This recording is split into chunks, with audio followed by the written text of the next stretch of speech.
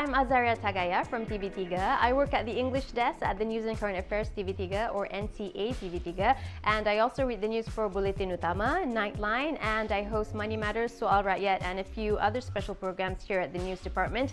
So right now, I'm just getting ready to go live for Nightline at 12 a.m. So as we get ready, let's just show you around and see how we get ready for the news at midnight. Come on.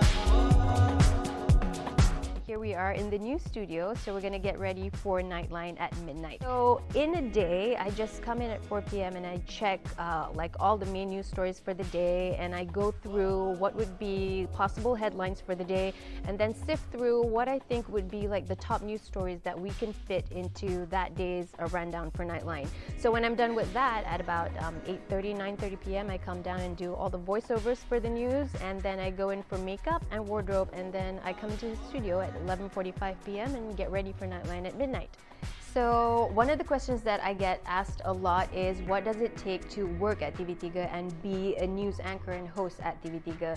So I think a good journalistic background is not essential, but it's going to help you like progress in your work, because a good journalist is always asking questions, adventurous, willing to learn new things. You're always able to think on your feet, and you have to always be able to be open to new opportunities so that you're always up for any challenge that your bosses put you up to.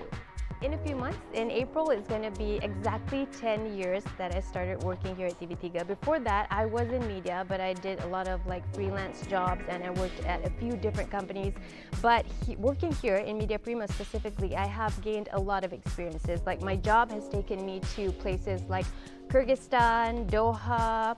I've interviewed 3 prime ministers, I've interviewed world leaders, I have covered the Syrian refugee camps in Lebanon. So all of this stuff I wouldn't have done otherwise if I weren't here at Media Prima. So with all of these wonderful things that have happened in the past 10 years, I think there's nowhere to go but just onwards and upwards after this. So I am excited for like what the future holds for me here in Media Prima.